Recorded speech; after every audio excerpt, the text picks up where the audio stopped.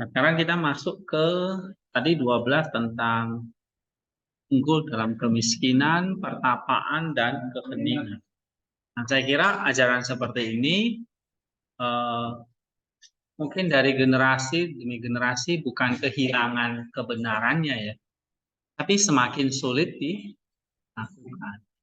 Ya, karena pada zaman itu misalnya di abad keempat, kelima, kenapa kok banyak sekali orang-orang menjadi hermit, menjadi seorang petapa? Ya, ya memang ada faktor bersembunyi. Karena pada saat itu kekristenan itu kan diburu, dikejar ya, disiksa gitu. Jadi ada banyak orang yang akhirnya memilih jalan untuk martir, jalan untuk mendekatkan diri kepada Allah, ya. Tapi juga bukan hanya faktor politik, ya, tapi ini ada faktor ketertarikan, misalnya kepada figur Antoni, Pachomius, kemudian ada banyak aba-aba atau bapak-bapak padang gurun yang memberikan banyak pengajaran dan pijat. Sehingga banyak orang yang tertarik untuk hidup secara hermit. Ya.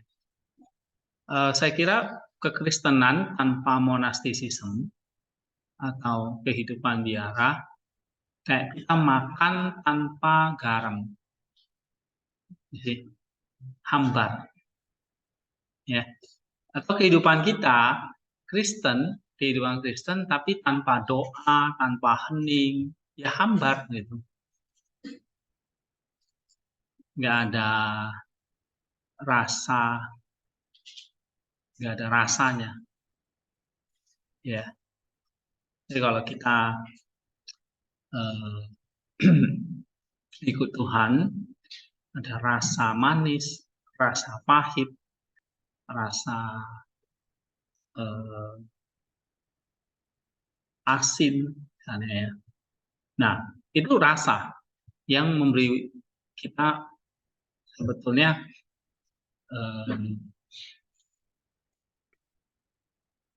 kalau Tuhan mengatakan memberikan kita banyak rasa, ya seperti itu. Tadi kayak kemiskinan, pertapaan, keheningan, ya ini baru 3 ya. Coba kita baca dari Abba John Solobos ini, oke? Bukan hanya 3 nih, banyak sekali.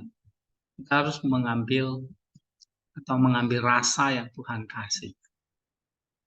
Ya, coba siapa yang bacanya? Generasi. Kepayaannya supaya menolong orang bekerja dalam semua pekerjaan, seperti kesabaran, takutan, saksi, doa, persepaan, tatapan, kemurnian lidah, menjaga pendapat, tidak mencuci maki, hidup dalam sejahtera, tidak mencari-cari kesalahan orang lain, tidak mengikuti sendiri, berpuasa, kebaikan, dan lisan, perselisihan dalam peperangan, kebijaksanaan, kemudian jiwa, berbagi dengan hati, kerja keras, terjaga di malam hari, kelaparan dan kehausan, kedinginan dan ketelanjangan, bekerja keras dan menutup kubur mereka seolah mereka telah mati. Dia juga mendorong mereka berada di bawah sebuah ciptaan setelah meninggalkan harta benda dan hal-hal yang berkaitan dengan tadi di atas salib dalam pertempuran, dalam kemiskinan roh, terus tekad dan pertepaan rohani, berpuasa, pertobatan, kanisan, keselisihan dalam peperangan, kebijaksanaan, kemudian jiwa, berbagi dengan berhati, kerja keras, menjaga di malam hari, kelaparan dan kehausan, kedinginan dan ketelanjangan, dan menutup makam mereka seolah-olah mereka telah mati. Ya, ini ada salah. Jadi kalau kita lihat di sini, ada kesabaran. Kebajikan Allah itu seperti apa? Takutan, ketekunan, kasih, doa, syafaat, ratapan, kemudian lidah, menjaga pandangan, tidak mencaci maki, dan sebagainya. Ya. Adakah dari sekian banyak kebajikan Allah itu yang kita miliki, misalnya, yang kita mencoba untuk miliki? Katakanlah misalnya di sini kebijaksanaan.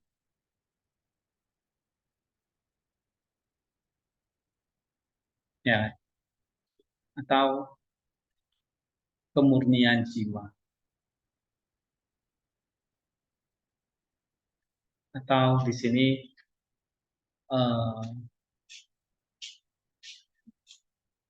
dikatakan kedinginan dan ketelanjangan.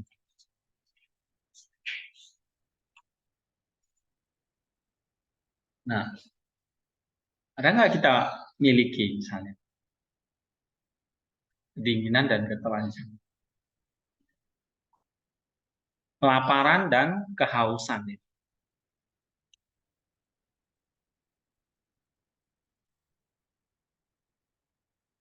Nah, ini yang dialami oleh John Jolobos ya. Setiap hari ketika dia bangun pagi hari, dia mau memulai hidup dalam setiap kebajikan dan perintah Allah, ya, dia mengatakan, nah ini yang harus kita kejar. Ya, kita berpartisipasi atau mengambil bagian dalam semua kebajikan Allah. Nah, kamu lihat misalnya kebajikan Allah ini seolah-olah semua apa? Disposisinya kemana? Sesuai keinginan daging kita nggak itu? Ternyata enggak ya. Nggak ada satupun di situ. Iya kan? Nggak sesuai keinginan daging kita.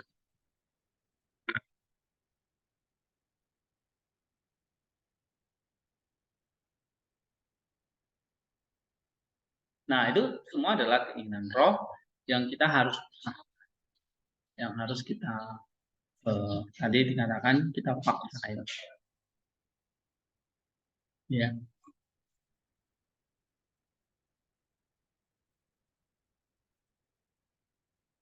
Nah, misalnya contohnya tekun misalnya di sini.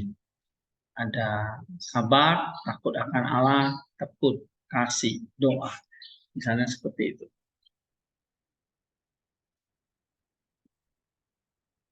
Ya kan?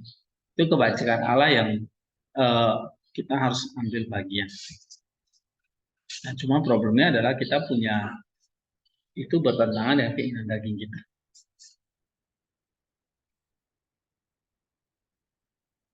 Ya.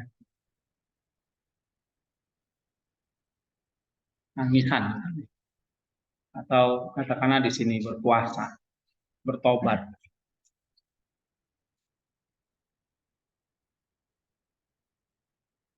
Nggak gampang ya, gitu kan?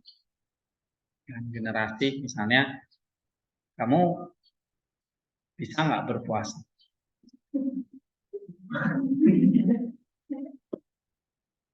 Dan tidak makan sehari hanya satu kali, terus menerus. Nggak cuma sehari ya, nggak puasa. Ini misalnya seminggu 2 kali.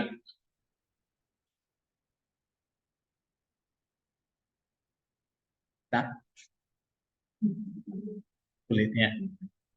Karena kita ya natural kita ya makan dengan secukupnya ya kan. Bahkan kalau bisa berlebih ya kan. Nah, apa yang dikatakan oleh Abah Yohanes ini adalah ternyata Allah itu kan bukan sesuatu yang natural. Maka kebajikannya itu adalah sesuatu yang di bawah atau di atas natural di kita. Nah, kita dipaksa untuk melampaui itu. Ya. Oke. Kelaparan dan kehausan, kedinginan dan ketelanjangan misalnya. Ini aja udah susah ya. Kalau kamu pernah praktek nggak tidur dengan, ya itu tadi, tidur di lantai, coba hidup sengaja gitu. Wah, besoknya kita mungkin udah pegel-pegel, masuk angin, nggak kuliah 1 hari ya kan.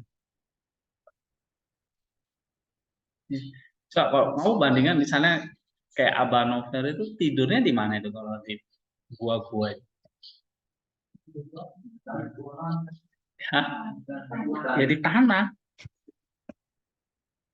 mana ada lantai yang bersih itu, atau apalagi ranjang. Ya, iya. Nah itulah poverty tadi. Ya. Tapi kita mau nggak mencoba? Saya bisa aja tidur tempat yang nyaman. Tapi saya mau mencoba melatih tubuh saya mau tidur dengan keadaan dingin dan cuaca. Ya. Yang tadi saya cerita, ada orang-orang yang memang eh, ya dia kaya, tapi dia meninggal kekayaannya, dia lebih memilih hidup miskin. Ya, ada cerita Sen yang bernama Xenia dari Petersburg. Dia menikah, terus dia punya seorang suami yang baik, suaminya kaya, tapi tiba-tiba suaminya meninggal. Nah, dia ditinggalin sejumlah warisan yang sangat kaya. Gitu. Pernah baca nggak tuh ceritanya? Xenia. Terus dia jual seluruh hartanya, tahu nggak? Dia hidup gelandangan. Aneh ya, gitu ya. Dia hidup gelandangan, tapi ya Tuhan karuniakan dia banyak karunia untuk melakukan mujizat. Ya. Salah satunya dia bisa berbuat, eh, dia menyembuhkan orang sakit. Nah, jadi ada istilahnya itu hidup saint yang bodoh bagi Kristus. Ya, full for Christ. Dalam 1 Korintus 2 dikatakan, ini orang dunia melihat orang yang melakukan atau percaya kepada Kristus adalah orang-orang yang dianggap bodoh, ya kan? Tapi bagi Allah itu adalah hikmat. Ya, kenapa? Karena misalnya kamu coba ya bertahan misalnya untuk mencoba hidup, atau bahkan di sini dikatakan kamu coba tidur seolah di dalam kubur, tidur di dalam peti mati misalnya. Ya, menutup kubur seolah telah mati.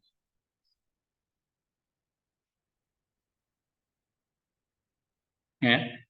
Nah, atau meninggalkan segala harta benda, hal-hal yang berkaitan dengan daging, miskin dalam roh. Ya. Jadi memang mereka adalah orang-orang yang renounce, yang memang menyingkirkan sengaja gitu ya. Kalau kita lihat cerita Anthony the Great itu dia sengaja Pak, menjual hartanya dibagikan kepada orang-orang lalu dia hidup di dalam kemiskinan. Hidup di dalam ya ini tadi pertapaan rohani, berpuasa, bertobat, menangis, ya, bijaksana, kemurnian dan sebagainya. Nah itu yang diajarkan gitu. Nah kalau kita belum punya, ya kita minta gitu. Tuhan ajarkan saya tidak hidup untuk nyaman dengan kedagingan saya. Nah kalau kamu siap berdoa seperti itu, mungkin Tuhan akan kasih nanti beberapa pencobaan, penderitaan. Bisa nggak?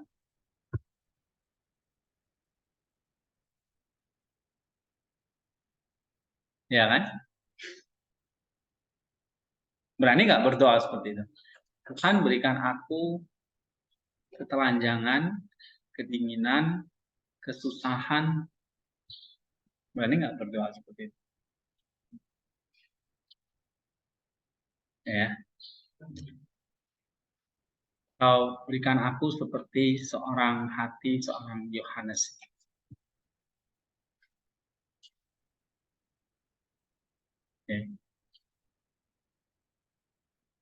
Oke, 14 ya, Batam. Dewi. Mengatakan bahwa ada menerima pencobaan, kemudian kebaikan dan hidup pada suatu bapa rohani. Ya, ini ada lagi perkataan menerima pencobaan. Oke, apa lagi? Kemudian kebaikan dan hidup pada suatu kepentingan dan taat tunduk kepada seorang bapa rohani.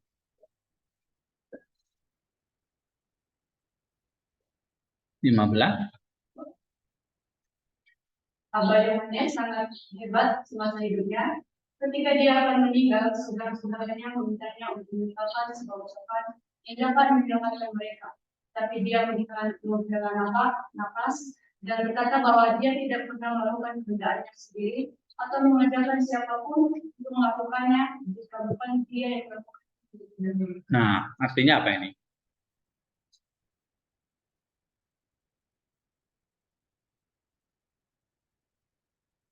Ini John Cassian ya. Pak Cassian itu mengatakan, aku nggak pernah mengajarkan kehendakku atau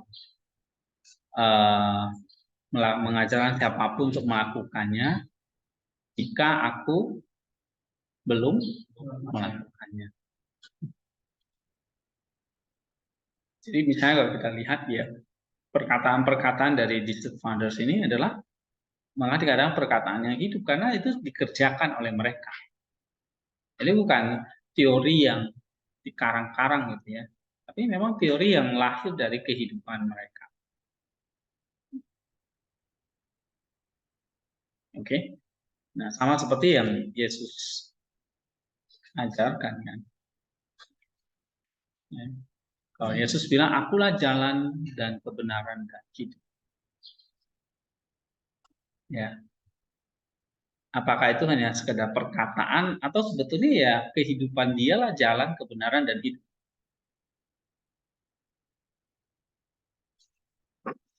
Perkataan doang atau dirinya lah yang merupakan jalan kebenaran dan hidup. Yang mana? Dirinya, ya kan? Gitu. Jadi kalau misalnya kita mengatakan aku pengikut Kristus, itu perkataan doang atau akunya, dirikunya? Nah, misalnya aku percaya atau aku pengikut Kristus, aku percaya kepada Kristus. Percayanya cuma di omongan atau ya dirimu yang percaya seutuhnya itu. Yang mana?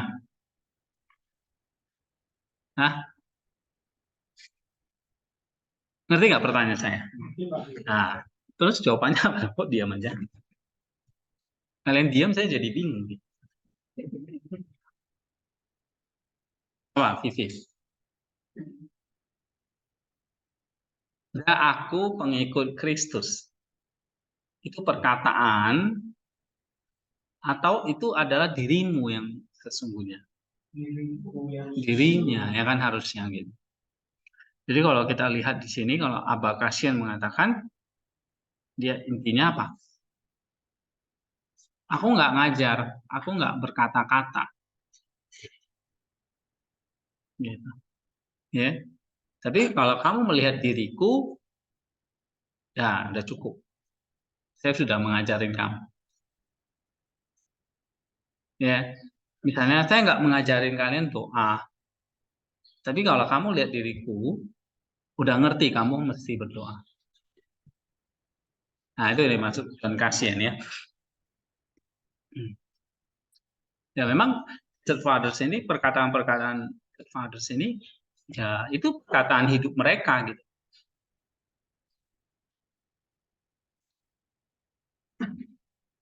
Ya. Misalnya tadi kan saya ambil contoh Yesus sendiri ya. Dia mengatakan, akulah terang dunia. Itu hanya sebuah firman, perkataan, atau itu realitanya dia adalah terang itu. Realitanya. Jadi kita jangan terjebak dengan teks doang. Harus menjadi konteks. Ya. Jadi realita.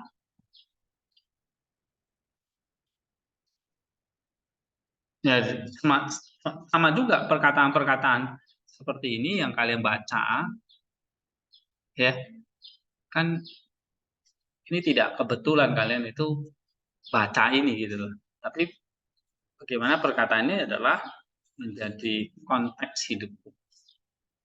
Ya, jadi nggak hanya oh ini sekedar teks doang, tapi berubah jadi konteks.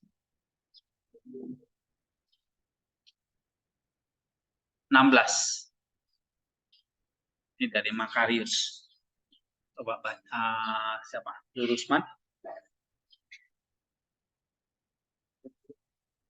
Katakan bahwa doa tidak dapat menjadi sempurna kecuali mereka memiliki kehendak yang besar di dalam hati dan tubuh mereka.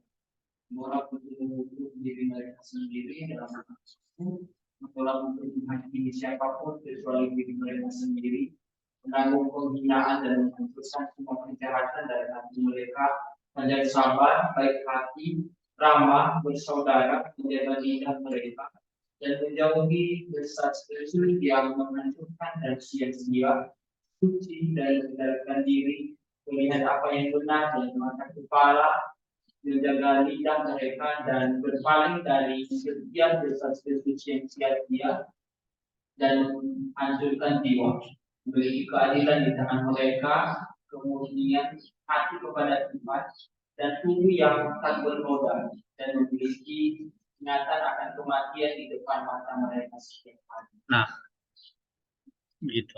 Jadi kalau disuruh taat ini obedience banyak banget ya kan. Gitu. Nah, misalnya Lurusman, apa yang kamu miliki dari salah satu perkataan itu yang jadi konteks hidupmu apa?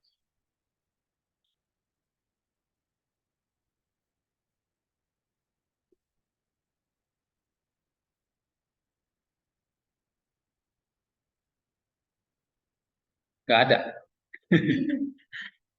Ada nggak?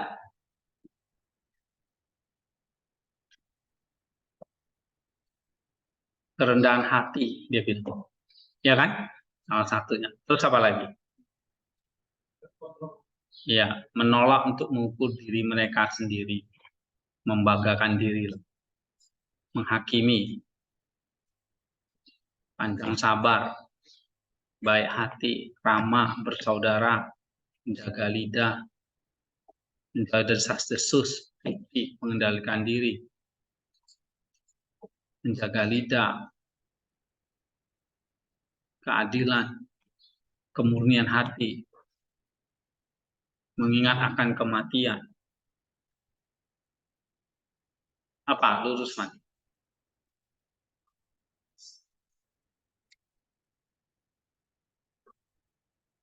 Ada yang kamu miliki di situ? Nggak ada. Bertobat lah ya kan.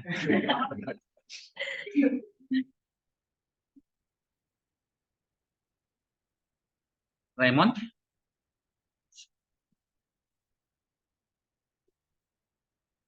Apa? Masih belum ada. Belum ada ya. Jadi kamu misalnya berdiri di hadapan Allah itu kayak gimana? Orang yang seperti apa? Jadi kalau kamu nggak ada satupun di sini, kamu berdoa di hadapan Allah ini kamu memandang dirimu seperti apa?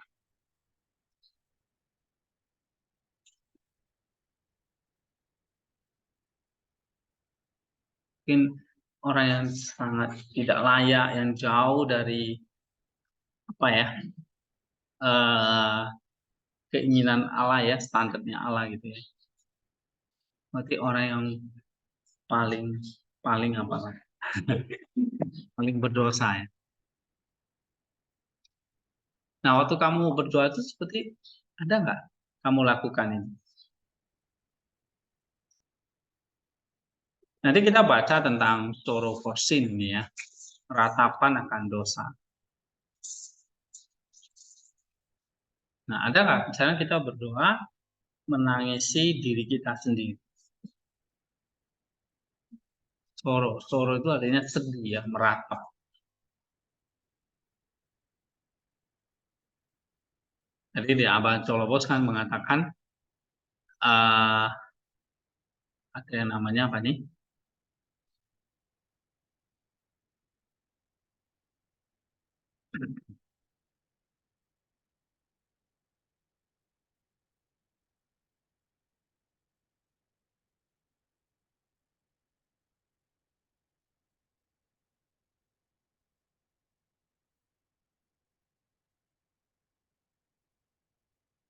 Oh, enggak ada ya. Tadi apa siapa yang mengatakan kita ada tangisan gitu ya? Yang mana itu tadi?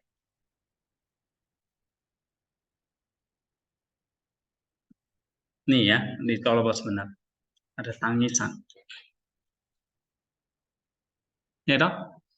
Nah, misalnya waktu kita berdoa, apakah kita meneteskan air mata?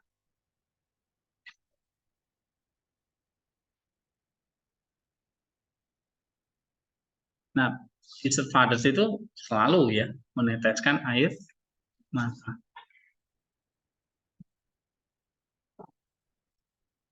Oke. Manner, gimana kamu? Ada nggak dari sini yang kamu punya?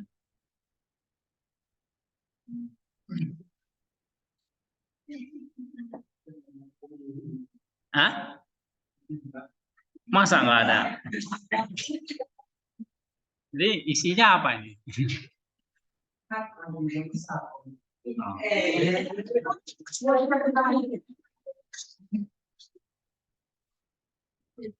Berarti kalau nggak ada, kamu di sini sombong ya, terus tukang menghakimi, ya, tidak sabar, jahat, tidak ramah, ya kan? Bersaudara nih berpengkhianat, jadi tidak jaga lidah, ya, ya tidak mengendalikan diri, ya, begitu. Tentu enggak ya. Kamu maksudnya berusaha di sini menyadari bahwa ini perlu ya, atau enggak perlu ya. Jadi kalau ini perlu, maka apa usahamu? Misalnya dari salah satu ini.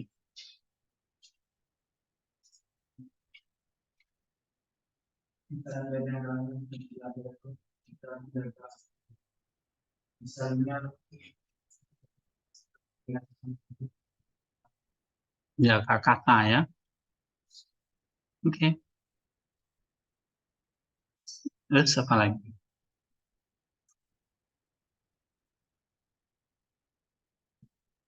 Yang online? Mana nih online ini? Rosmini. Ada nggak yang kamu miliki nih di sini? Misalnya panjang sabar. Masa nggak punya panjang sabar?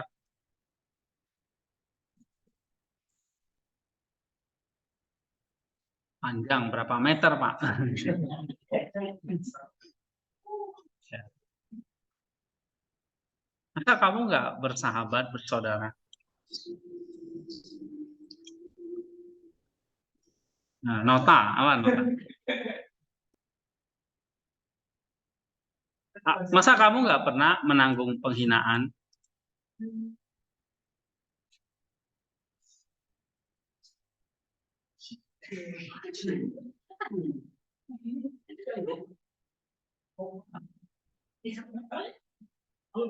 Ya mau ngomong nggak? Kita tunggu-tunggu nih. Apa? Nota. Pengendalian diri, Pak. Apa itu? Pengendalian diri. Oke. Pengendalian diri. Misalnya mengendalikan diri apa? Misalnya eh, emosional, ya kan? Kita mengendalikan diri dari situ. Kemudian jika timbul pemikiran yang aneh-aneh gitu ya, yang mencoba untuk menenangkan diri. Gitu. Artinya, ya gitulah. Mengendalikan diri itu lebih ke ini, apa namanya, hal-hal yang hal-hal yang timbul dalam berbentuk karena hal buruk, aku berpikir untuk mengendalikan diri. Gitu. Kemurnian ya, maksudnya mengendalikan diri supaya tetap tidak ternoda gitu ya, supaya tetap menjaga kemurnian itu ya. Ya itu bagus ya, satu awareness, satu kesadaran bahwa ya ini perjuangan seorang pertapa atau di Fathers itu juga seperti itu, mengendalikan diri ya kan, dia bilang gitu kan. Misalnya nih Makarius ngomong kita harus bisa mengendalikan diri. Pertanyaannya, dia mengendalikan diri? Iya. Kalau enggak dia nggak mengatakan gitu kan. Dia juga sedang berjuang di situ. Ya. Apa yang mereka katakan itu yang mereka hidupi. Ya. Tapi kalau enggak ya kita ngapain kita belajar di Fathers ini. Oke. Dari lain, dari Roxmini?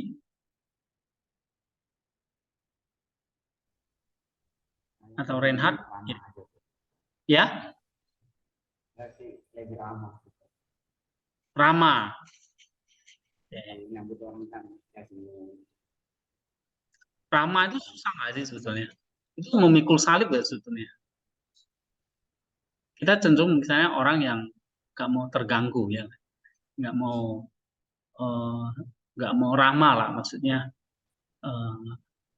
ya ramah pun sekedar basa-basi ya kan. Tapi eh, dengan bersikap ramah itu sebetulnya juga kita lagi apa ya?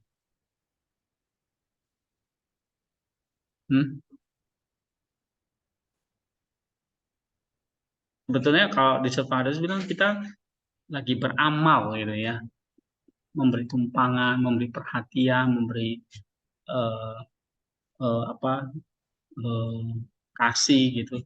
Itu kan perlu baik hati, perlu ramah ya kan, kita bersaudara. Gitu. Tapi waktu kita ngerjakannya itu kan sebetulnya tuh eh, kalau bisa ya nggak usah lah gitu ya. Benar nggak? Atau seperti apa Renhan?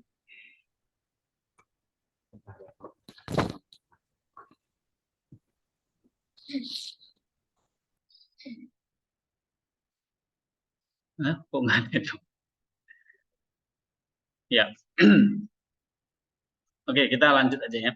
Yang 17. Coba baca yang online deh. Rosmini, baca.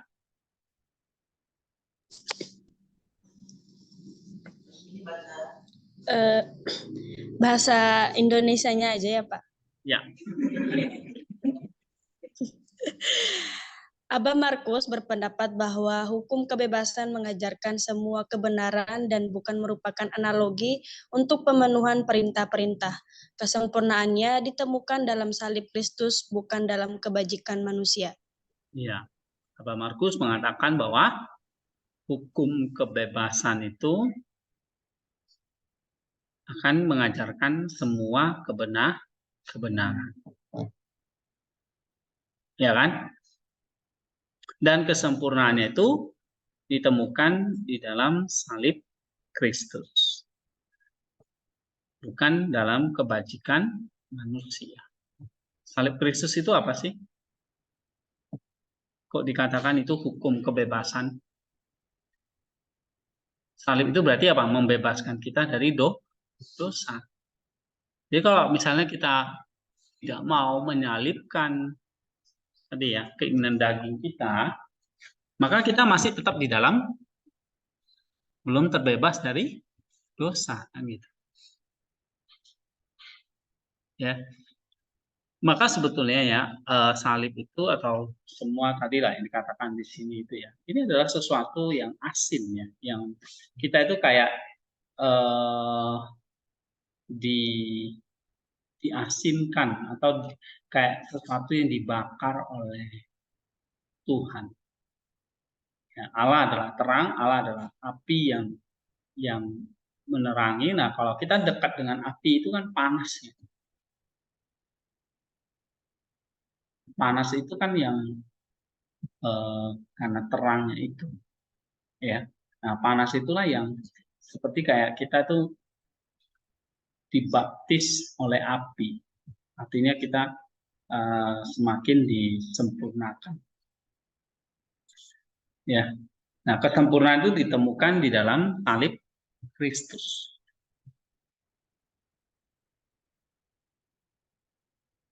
Bukan dalam kebajikan manusia. Oke, 18.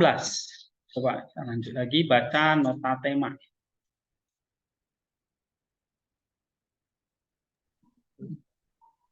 Seorang saudara bertanya kepada seorang penatua tentang aktivitas yang baik untuk dilakukan dan dijalani.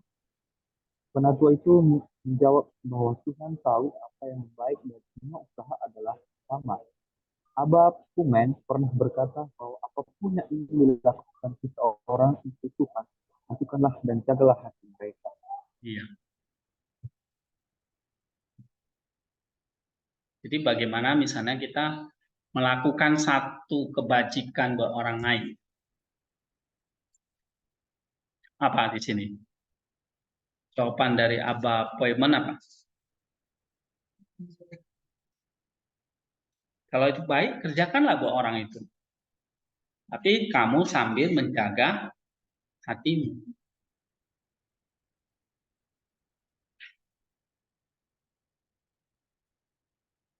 Ya. Nah, ini kan ada contoh kasus misalnya di dalam hospitality dari Abraham, ya, Elia, Daud. Nah, ini adalah orang-orang yang memang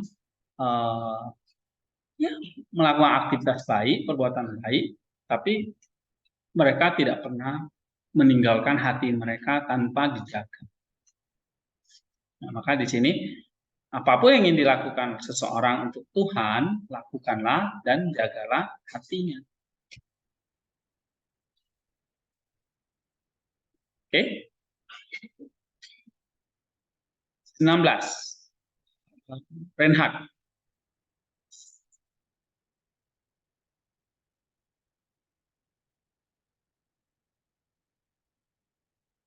Sinyalnya kurang. Oke, kalau gitu siapa ini? Reinhard ada?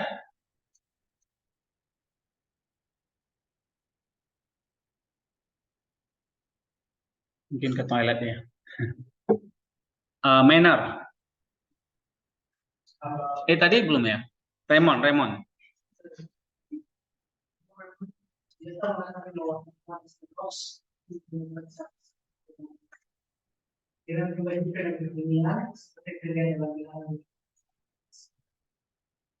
Bilangan 21 ayat 9 itu ngomong apa? Coba kita buka.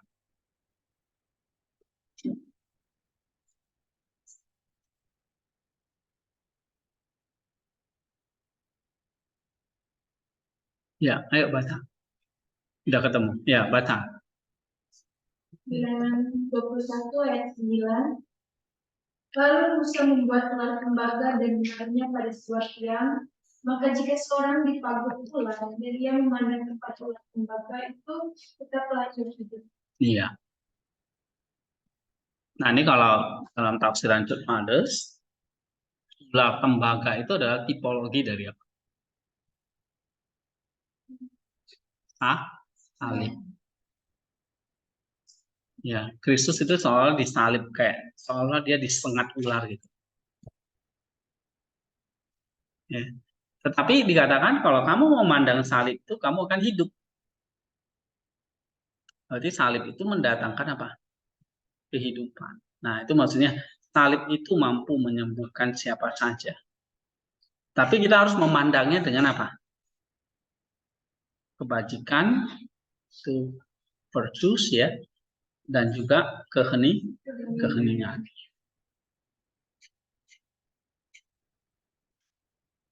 Nah, misalnya, pernahkah kamu misalnya berdoa, kita melihat, memandang salib itu seperti kayak bilangan 21 itu. Ini salib adalah ular tembaga, seperti ular gitu ya, yang barang siapa memandangnya dia akan memperoleh hidup. Jadi, seperti kayak salib itu bukan lagi sebuah kebodohan atau sebuah penghinaan, tapi sebetulnya sebuah kemenangan, pembebasan kita, sebuah kesembuhan. Kamu mandang di situ, kamu apa ya, memandangnya dengan apa? Keheningan. Nah, misalnya di belakang itu ada lambang salib. Ya, coba lihat. Ya. Nah, kita diajak apa nih? Mandang, lihat. Karena salib itu apa? Mampu menyembuhkan. 20. Coba, manner. About women, saya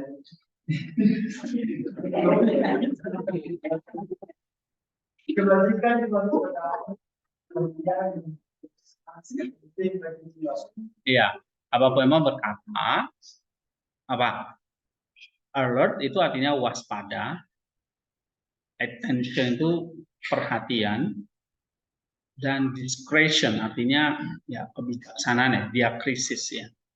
Itu sangat penting bagi jiwa. Oke, waspada, attention, discretion. Nah, itu kita menjaga hati kita. Ya. 21. Coba baca. Allah memberikan aturan hidup kepada bangsa Israel untuk menghindari kemarahan, temperamen yang buruk, iri hati, kebencian, dan hal-hal lain yang bertentangan dengan Tuhan. Iya.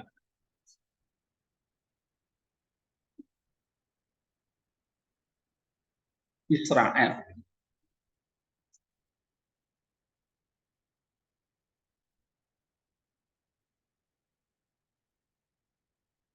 Ini kayak bagaimana Musa menuntun bangsa Israel itu ya. Bangsa yang dikatakan tegar tengkuk. Ya kan?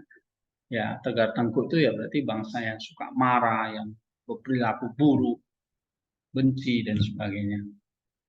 Ya. Nah, ini kita harus hindari. Sebab apa?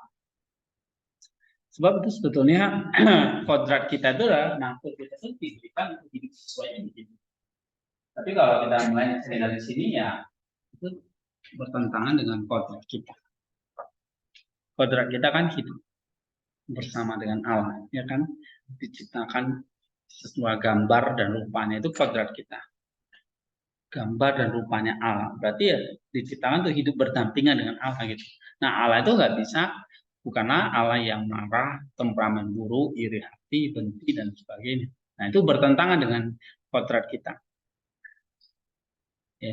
Jadi kalau misalnya ya kita marah ini, terus kita benci, kalau itu kodrat kita akan fine-fine aja.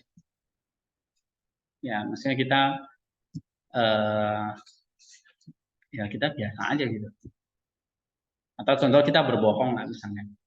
Apakah kamu bisa tenang? Atau kamu ada perasaan menyesal? Ada perasaan bersalah? Nah, kalau itu ada ya berarti memang apa yang kita kerjakan itu bertentangan dengan kodrat kita. Ya. Ada yang merasa guilty, merasa bersalah? Ya kan? Nah, kalau itu ada ya berarti memang itu bertentangan dengan hati nurani kita atau kodrat kita. Oke, 22. Coba, Fitri. Dan dia dipuji bagaimana dikasihkan kepada temannya dan tidak ada Iya, dedikasinya kepada Tuhan ya. Ini Daniel. Terus 23. kehidupan bisa ditandai dengan kemiskinan, penderitaan, dan kebijaksanaan yang merupakan alat kerja kehidupan yang biasa. Kegiatan-kegiatan ini melambangkan kehadiran Allah dalam diri sendiri. Ini kata Poemen. Bahwa kehidupan diara ditandai dengan apa? Sering muncul kata kemiskinan. Terus apa lagi? Affliction ya, penderitaan. Terus apa lagi? Kebijaksanaan. Nah, itu tanda atau lambang kehadiran Allah.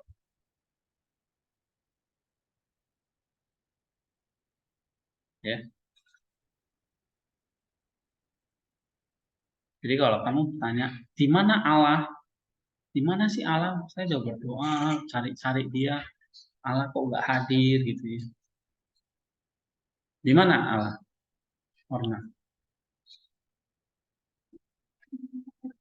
Hah? Di mana-mana. Di mana Allah? Ya Mima. Hah? Allah hadir di mana?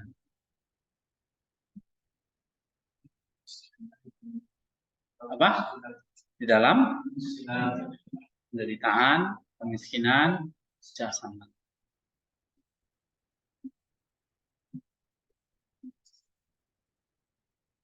Jadi kalau kamu mencari Allah, Allah ada di mana? Allah di mana, Orna? Orna akan jawab lagi, di mana saja.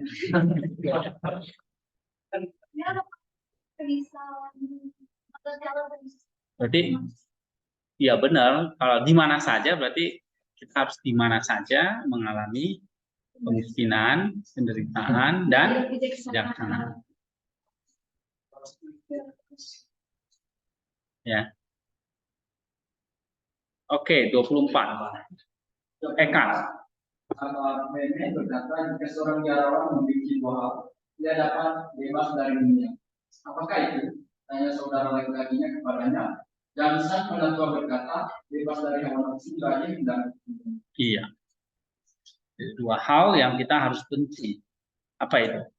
Hawa nafsu dan tinggi hati. Ya karena itu tipikal dari si iblis ya, sombong dan hawa nafsu. Jadi kejatuhan seseorang itu ya paling mudah kalau dia sudah merasa dirinya layak dan mampu. Nah itu udah paling gampang dia akan diserang oleh si jahat. Ya, nah apalagi hati kita nggak waspada, sudah itu akan muncul benih-benih hawa nafsu dan kita akan berdosa. 25. Ya, Boyman. Pambu yang sekarang ketika dia berkata kepada para bapak suci bahwa dia belum makan roti sejak dia tiba di padang gurun dan belum bertobat dari segala sesuatu. Ia pergi ke perjalanan sebagai sesuatu maka belum mulai main. Iya. Ini Pambu tuh lagi sekarat nih, udah mau menjelang ajal. Tapi dia berkata apa? Dia belum makan roti sejak tiba di padang gurun. Ini tentu roti yang dimaksud di sini ya tadi makanan Kristus, gitu ya kan? Dia belum bertobat dari segala sesuatu yang telah ia lakukan. Terus dia akan pergi kepada Allah, tapi sebagai orang yang belum mulai melayani. Nah ini adalah satu spirit apa ini? Dari seorang Pambu.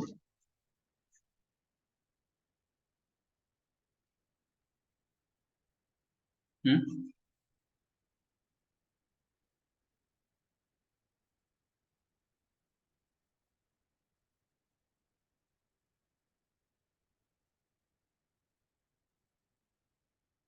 Kerendahan hati. Apalagi?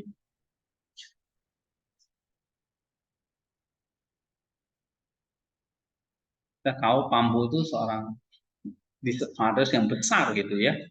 Bahkan menjelang kematiannya dia masih mengatakan, aku belum bertobat, aku belum melayani Allah, aku belum makan roti.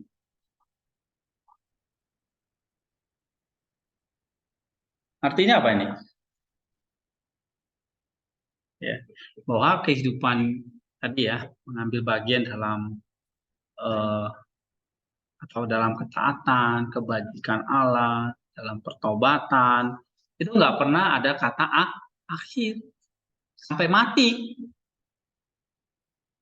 Jangan kamu mengatakan, oke, Tuhan, aku hari ini udah sangat baik dan cukup baik. Saya nggak perlu bertobat lagi. Aku sudah sempurna. Gitu ya. Nah, di Survivor nggak pernah mengajarkan tentang kesombongan seperti itu.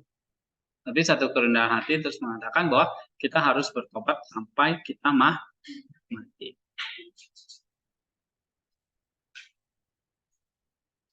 Ya, maka setiap malam kita doa itu harus ada pengampunan, pengakuan dosa kita. Besok melakukan yang sama lagi, ngaku lagi gitu. Ngaku, ya, bahkan sampai hal-hal yang kecil. Tuhan, aku hari ini begini, aku hari ini jahatin si dia, aku hari ini berbohong, aku hari ini misalnya apa ya macam-macam lah, ya kan? Nah itu baik ya. Bahkan dia mengatakan dia berkata kepada salah satu ya di momen dia mau berangkat nih, mau meninggal nih, dia masih mengatakan ya aku belum bertobat. Ya artinya di sini bukan berarti Pambu itu selama hidupnya nggak pernah bertobat, tapi pertobatannya terus menerus. Ada yang mengatakan pertobatan itulah air mata baptisan yang kedua. Kalau kita dibaptis itu waktu momen kita dibaptis itu air baptisan yang pertama. Tapi setelah itu kita terus dipermandikan, disucikan oleh air mata. Atau air mata itu seperti air baptisan.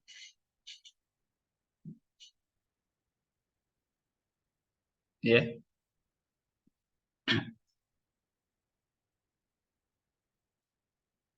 Oke. Ada yang mau tambahin ini? Yang 26 coba baca. Apa historis mendorong kami fokus pada kebutuhan kami sendiri dan tidak mengkhawatirkan dunia. Ya, concern tidak concern kepada dunia ya. Jadi kalau orang yang sudah benar mau repost itu artinya meninggalkan hal-hal duniawi. Jadi syarat seorang biarawan itu memang ya dia harus ada komitmen meninggalkan hal-hal dunia. Dia tidak ikut lagi urusan duniawi. Yang dia concern adalah kebutuhan dia.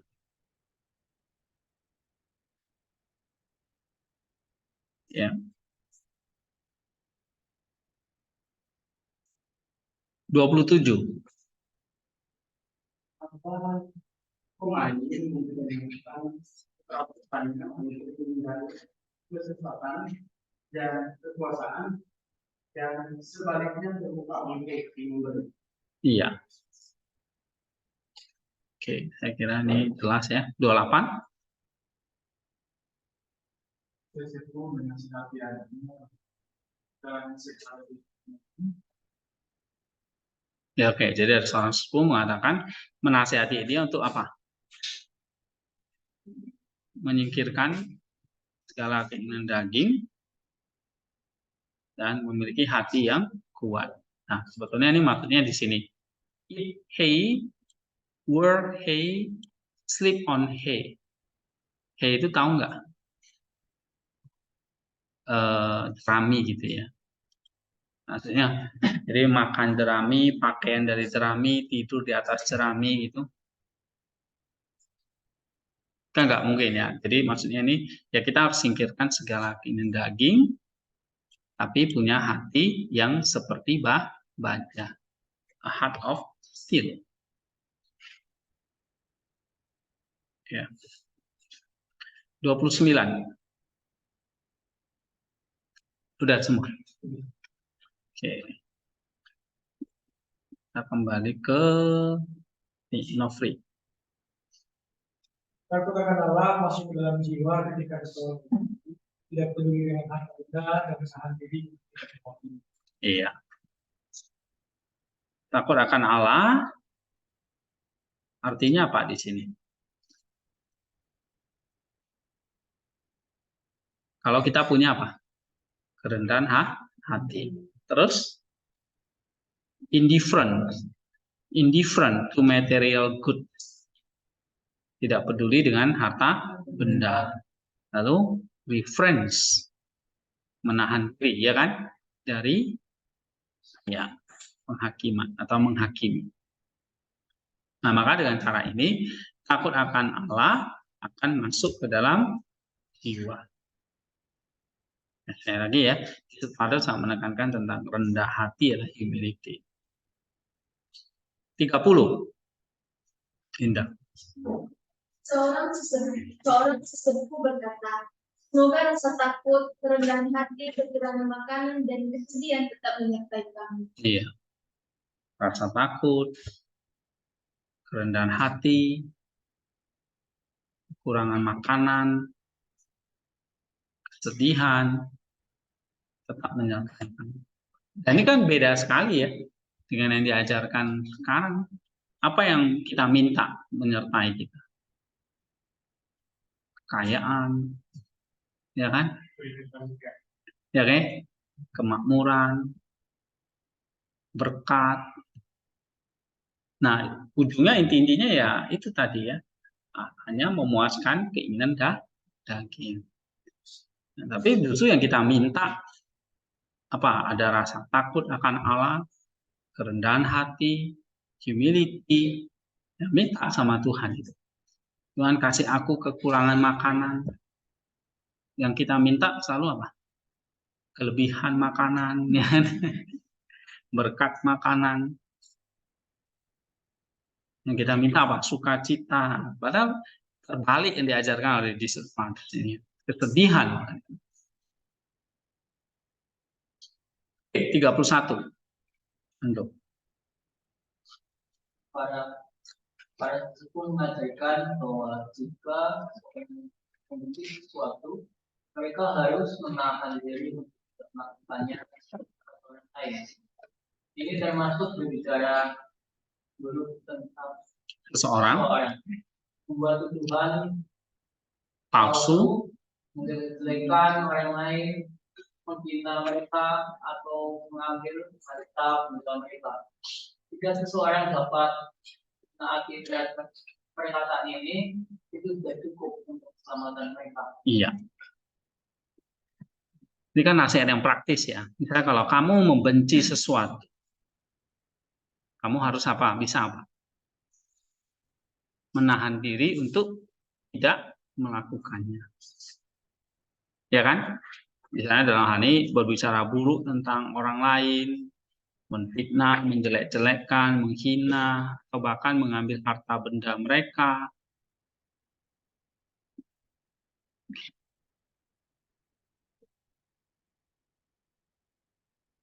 Ya.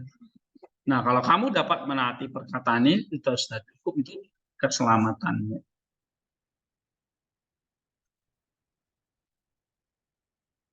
(32) Coba baca, Trisna. Kehidupan seorang biarawan adalah hidupnya taat meditasi dan menggunjing atau menggerutu, tidak melakukan hal yang tidak benar, tidak menjadi orang yang sibuk, tidak mendengarkan urusan orang lain, memberi dan bukan mengambil, dan tidak ada kebiasaan dalam segala hal. Tertulis dalam Mazmur pasal 96 ayat 10. Iya. Jadi kehidupan seorang biarawan adalah kehidupan yang apa? Kerja keras, taat, meditasi atau kontemplasi, tidak menggunjing atau menghakimi, bahkan menggerutu, mengomel, apalagi bersungut-sungut, gitu kan? Tidak melakukan yang tidak benar, tidak mencampuri urusan orang lain, memberi bukan mengambil, dan sebagainya. Ya. 33. Seseorang yang mendiskriminasi orang lain tidak bersih. Iya. Orang yang misalnya memandang rendah orang lain atau mendiskriminasi orang lain, dia tidak sempurna. 34. Ya, baca. Seorang sesepupu menasihati untuk memperhatikan dosa-dosa seseorang dan tidak menghakimi orang lain, dan menjalin persahabatan dengan seorang wanita, anak-anak, atau seorang sesat. Orang sesat. Dan menjauhkan diri dari pembicaraan yang tidak berguna, mengendalikan lidah dan perut, menjauhkan diri dari arak, dan tidak berdebat dengan siapapun tentang masalah apapun. Hal ini akan membantu menjaga ketenangan pikiran seseorang. Iya. Jadi kalau kamu mau stillness, jadi jangan ingat dosa-dosa seseorang atau menghakiminya. Atau kamu tergoda untuk menjalin persahabatan dengan orang-orang. Nah, kalau di biara itu sangat ketat ya. Dalam hal misalnya dengan lawan jenis, misalnya bersahabat dengan seorang wanita, anak-anak, bahkan ya, atau dengan orang sesat. Oke. Nah, itu contoh misalnya di biara manapun ya, saya pikir kayak di Mount Athos, di mana di Yunani itu orang wanita nggak boleh masuk. Jadi di satu pulau itu di biara itu ya cuma ada laki-laki semua, nggak ada perempuan. Ya. Dulu ada Saint yang menyamar jadi laki-laki ya, karena dia kepingin masuk biara, karena dia perempuan, akhirnya dia nggak bisa, dia nyamar dengan pakaian seorang laki-laki. Apa ya, sampai matinya baru ketahuan ternyata dia seorang perempuan, tapi tetap diangkat jadi seorang saint. Ya. Jadi maksudnya di sini kalau bagi kita konteks kita adalah tidak ya berhati-hati dengan atau relasi dengan lawan jenis. Oke. Terus menjauhkan diri dari pembicaraan tidak berguna. Nah, katakan kata-kata yang kasar, jorok, itu kan tidak membuat pikiran kita jadi tenang, mengendalikan diri, perut, menjauhkan diri dari arak, ya, termasuk mabuk-mabuk, gitu. Nah, itu dilarang.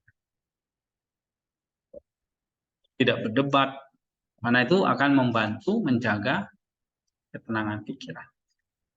Oke, 35.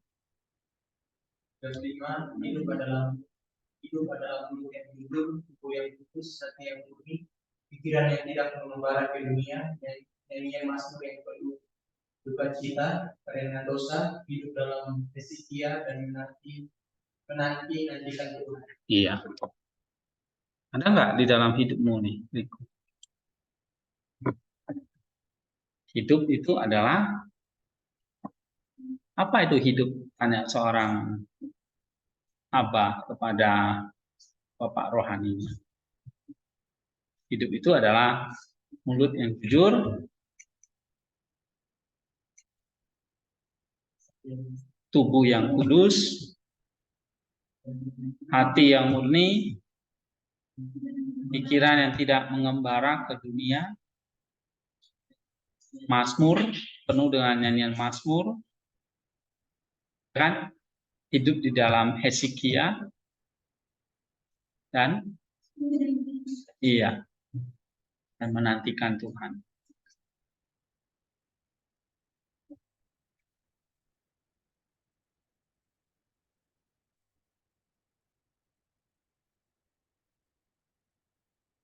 Mazmur misalnya.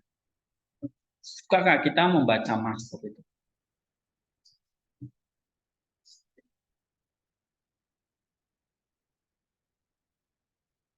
Kan kita sering baca Mazmur kan. Nah, kalau kita baca Mazmur itu apa yang kita tangkap misalnya? Mazmur itu kan nyanyian ya. Nyanyian-nyanyian yang selalu mengajak kita untuk apa? Ya tadi ya, meratapi dosa ya kan, hidup dalam pertobatan, bersyukur kepada Allah, menantikan Allah. Nah, itu seorang biarawan tuh mereka wajib menghafal Mazmur. Karena itu yang terus nanti mereka nyanyikan gitu. Ya, setiap hari. Jadi dalam bagaimana mulut yang jujur itu adalah mulut yang terus ya mengungkap Mazmur, yang melantunkan Mazmur gitu.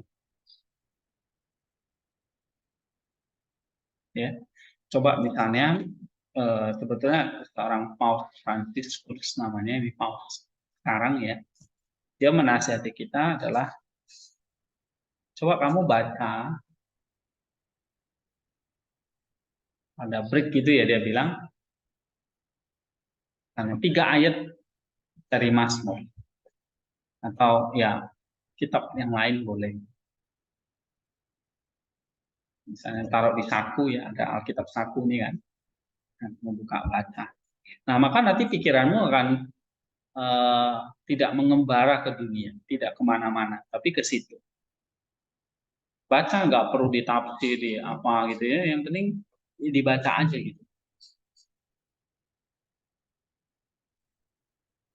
Ya setiap hari misalnya, ada waktu senggang buka Alkitabnya baca. Nanti ada waktu senggang lagi buka baca. Gitu. Ya. Nah ini nyanyian Mazmur. Mulut yang jujur, nah ini dikatakan. Gimana kita bisa mengatakan hal-hal yang jujur? Ini harus dilatih dari sejak kecil memang. Ya. Tubuh yang kudus, hati yang murni dan sebagainya. Oke, 36. Coba, Orna.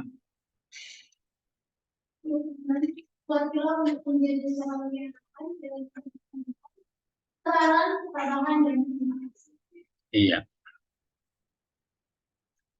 Berlatihlah, kita diajak berlatihlah tuh menjadi seorang biarawan yang penuh dengan gentleness, kelembutan. Lalu long suffering, kesabaran. Forbearance, ketabahan. Dan love, cinta kasih.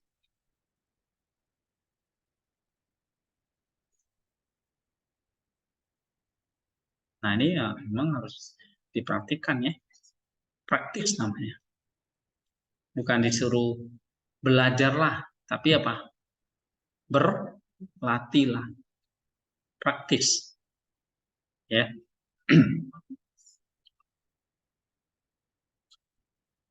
Tiga 37. Seorang pengikut Kristen adalah peneladaan akan Kristus. Iya. Apa definisi dari orang Kristen? The imitation of Christ adalah meneladani atau mengimitasinya, mengcopy Kristus. Kamu kan suka copy paste ya kan? Nah, sekarang kita disuruh copy Kristus. Oke, ini tentang perfection ya, ada 37 perkataan. Sudah selesai kita bahas. Ada pertanyaan di sini? Misalnya saya suruh kalian buat sebuah homili tentang perfection.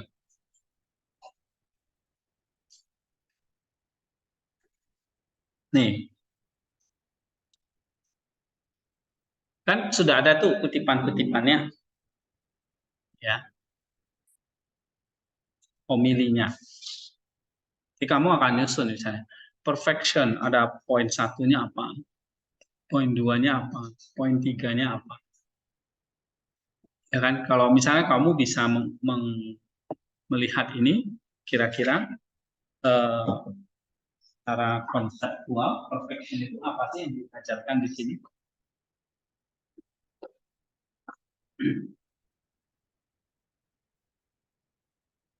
Kita udah baca ya 37 kutipan. Perfectionnya kemana?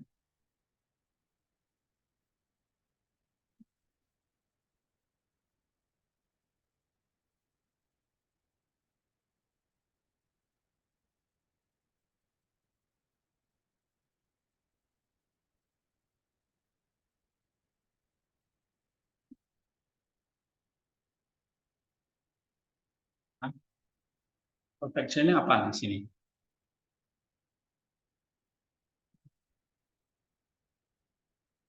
Coba kamu lihat lagi.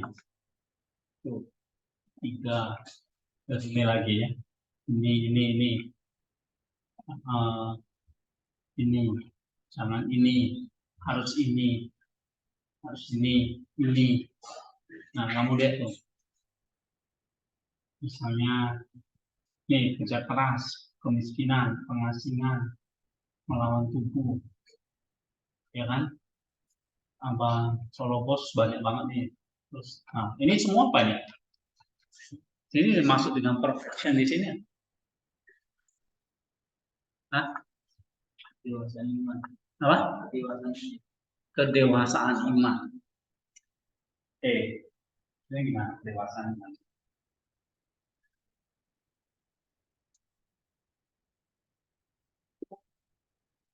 Ada lagi?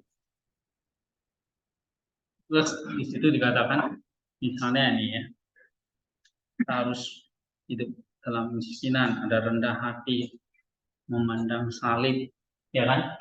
Kalau kamu bisa rinci ini kan misalnya, menurut bisa berapa ini? Benar nggak? Ya kan? Kemiskinan, ada pengendalian diri, ada Hezekia, ada berpantang, ada berpuasa, bertobat, memandang salib, banyak lah ya. Gitu. Nah, ternyata perfection dimaksud oleh Richard Harris itu apa? Misalnya ini panjang sabar dan semuanya nih, ya kan? Nah, misalnya nih, nih jadi teladan. Nih, 3 hal yang berharga. Semua itu nasihatnya itu ini. Nah, misalnya itu apa itu semuanya? Jadi perfection itu yang diceritakan di sini apa? Dewasaan iman. Yang lain?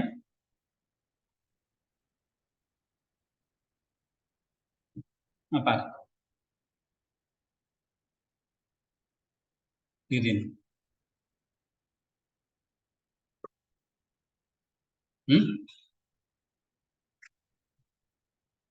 Kita disuruh ini itu sebetulnya apa itu? Nah, mencapai kesempurnaan. Misalnya kita disuruh tadi ya, mungkin yang kamu ingat apa? Salah satunya apa? Pendirian diri, terus apa lagi? Humility, terus kemiskinan, oke, terus ketaatan, terus sabaran, oke, apa lagi? Baik hati, terus kerja keras, ya kan? Terus apa lagi? Bersaudara, apa? Dan apa? Pengendalian diri. Oke. Pertobatan. Nah, stillness ya sama. Apalagi? Ika apa Ika? Tidak menghakimi. Hah? Apa? Pengasingan. Oke. Oh, pikir keasinan. Oke. Pengasingan ya, maksudnya tidak memikirkan hal-hal duniawi ya kan. Yang sering paling menonjol tuh tadi itu ya, kemiskinan, kerendahan hati, kerendahan diri ya kan. Atau apalagi tadi keheningan ya kan. Itu paling banyak diulang-ulang, kemiskinan misalnya. Kenapa kok kita diajari terbalik tadi yang saya bilang kan? Kalau dunia kan ngajarin kita cari berkat, cari kekayaan. Ini justru dia malah berdoa semoga kemiskinan, apalagi tadi 3 hal itu menyertai kita, penderitaan dan tangisan itu menyertai kita. Nah, terbalik ya kan, kita malah nggak ingin menderita, disuruh semoga kamu pulang menghadapi penderitaan. Jadi perfection itu maksudnya di sini apa? Hal-hal yang kamu sebutkan itu semua tadi saya katakan hal-hal yang dimana kita harus apa? Kerjakan, latih gitu ya. Kita latih, kita kerjakan. Karena kita belum memiliki itu. Kita masih harus berlatih itu. Itu belum jadi kepunyaan kita. Ya. Tapi hal-hal itu semua kan tadi saya katakan semua tuh against nature. Nature kita kan maunya kita suka dengan daging. Ya dong? Yang tadi kita sebutkan itu semua adalah perfection itu berarti sesuatu yang apa? Iya. Yang kita kerjakan yang beyond our nature. Atau kodrat. Nature itu maksudnya bukan alam ya, tapi kodrat atau beyond our nature. Ya. Misalnya tadi kita disuruh kedinginan dan ketelanjangan, kemiskinan dan kelaparan. Ya, kan nggak ada yang mau suruh hidup di dalam ketelanjangan, kemiskinan. Ya, lebih enak kan, nyaman. Nah, ini perfection itu ternyata melampaui our nature. Kalau gitu gimana nih? Maka kita nggak bisa sendiri. Ini nggak bisa hanya dengan usaha sendiri. Makanya kita butuh pertolongan we need grace. Kita butuh kasih karunia. Oke. Nah, sebab yang kita perjuangkan ini adalah bukan hanya sekedar kamu jadi orang baik gitu ya, jadi orang sukses, jadi berkat buat orang, bukan hanya itu, jadi orang berhasil, jadi orang kaya, orang baik, bukan. Tapi perjuangan kita bukan hanya sekedar jadi orang baik, ya orang berhasil, atau apapun itu ya cita-cita kita, tapi melampaui kodrat. Beyond our natural will, natural condition, kondisi natural kita, ya kan? Nah, jadi dalam mengejar perfection itu beyond our natural, kita perlu resist. Ya, nah kita perlu masih ingat gak ilustrasi ini? Kalau kamu mau sempurna, kamu coba lihat jarimu di langit. Lihat jarimu bersinar kan? Kalau kamu bisa melihat sinarnya, kamu diselamatkan. Ya? Jadi kalau kamu cuma lihat jarimu doang, nggak ada sinarnya, itu belum beyond nature. Bersinar nggak, Om? Enggak ya? Karena matamu masih nature. Oke.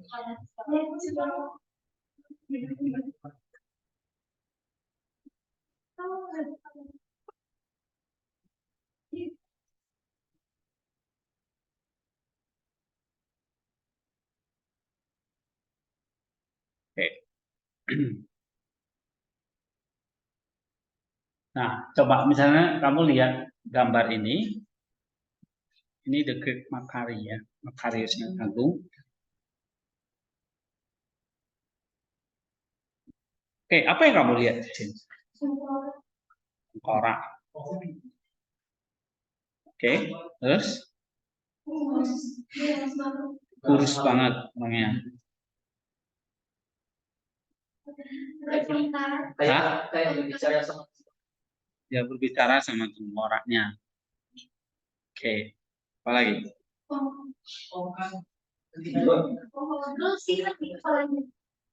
Final, ada lingkaran. Hah?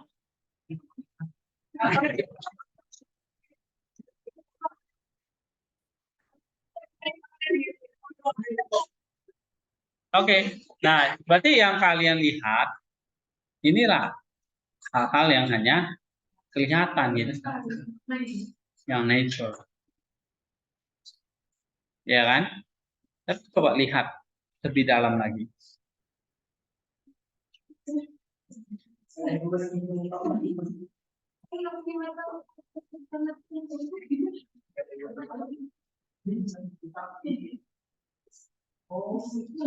Ini gambar ini sebetulnya mengajarkan kita.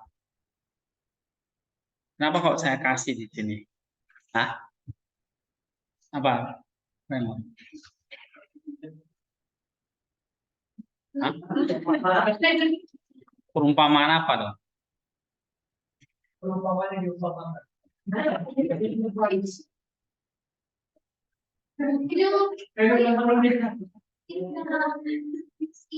Kemiskinan, kerendahan hati,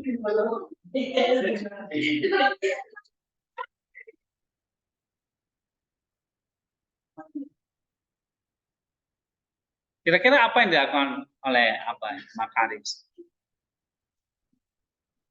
Oke.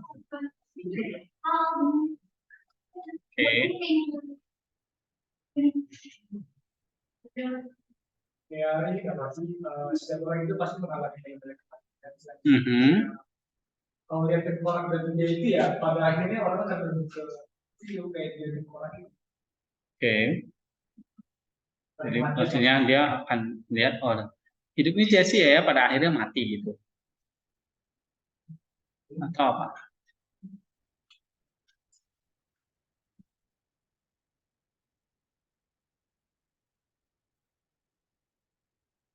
Ya. Misalnya ini salah satu yang dilakukan oleh Desert Fathers ini. Ya, misalnya salah satu tadi di dalam perfection ini kan dijelaskan nih memiliki ingatan akan kematian di depan mata setiap hari. Ya kan? Nah, mungkin di sini lambang tengkorak ini apa? Kematian.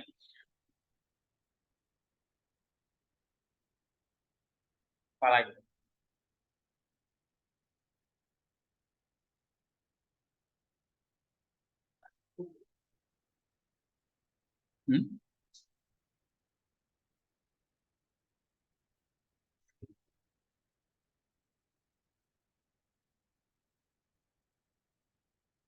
Kamu lihat misalnya wajahnya, tangannya, ya, ke arah tengkorak itu. Apa artinya ini?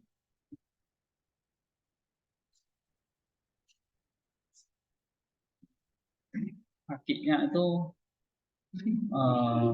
ya, ini this is icon ya. Jadi memang tidak natural gitu. Maka setiap icon itu kamu akan lihat tangannya gede-gede, kakinya gede-gede ya. Ini menggambarkan bahwa yang kita kejar itu adalah hal-hal yang supranatural, yang beyond our nature. Yang karena ini adalah saint, orang kudus yang sudah menang gitu ya atas atau yang sudah mencapai perfection gitu. Nah, yang menarik misalnya salah satu dari Abba Makarios ini salah satu bapak gereja yang besar ya, Bishop Fathers yang besar. Di dalam ikon ini mengajarkan kepada kita bahwa apa? Kalau yang kita kejar itu adalah hal-hal yang dunia, hal-hal yang duniawi, ya maka kita akan berakhir dalam kesia-siaan. Maka salah satu nasihat itu adalah kita akan selalu mengingat tentang kematian. Di mana sih kalau momen dalam hidup ini kalau kita ingat tentang kematian, ya waktu kita ke rumah duka ya kan. Oh baru kita ingat ya. Atau kita ada rasa takut. Nanti suatu saat aku ada di dalam ini. Ya kan? Itu kita melayat itu. Kita lihat dalam peti jenazah. Kita mikir nggak? Yang berbaring di situ ya bukan orang itu, nanti saya ini yang akan berbaring di situ. Ya dong? Ya. Nah ini yang direnungkan oleh Bishop Fathers ya. Bahwa kalau kamu kemarin melihat film Abba Novel itu, dia tahu hari kematiannya sudah dekat. Ya kan? Bahkan dia tahu kapan dia akan berangkat gitu. Nah, itu orang-orang kudus itu bisa merasakan hari-hari saya sudah dekat. Sudah akan menghadap kepada Sang Pencipta. Nah, kalau dia udah prepare gitu, maka kita nggak takut yang namanya menghadapi kematian. Apa sih yang paling ditakutkan oleh kita nih? Kematian ya, benar nggak? Takut mati nggak?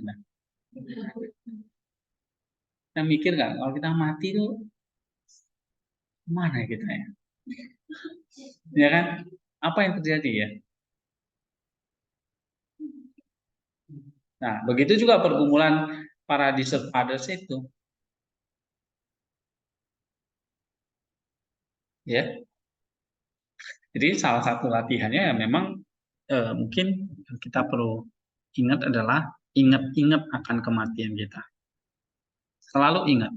Ya, bahkan ada yang tadi John Solobos narain kita tidur di dalam kubur. Nah, itu rada ekstrim sih ya. Suruh masuk ke dalam kuburan. Tapi mungkin kita perlu coba ya. Harus ada peti mati di sini. Kamu yang iya gantian nanti tiap malam siapa yang tidur di peti.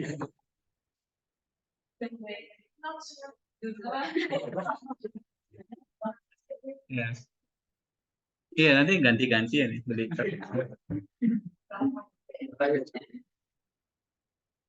Besok nyusul pula beneran. Ya udah gampang tinggal kubur.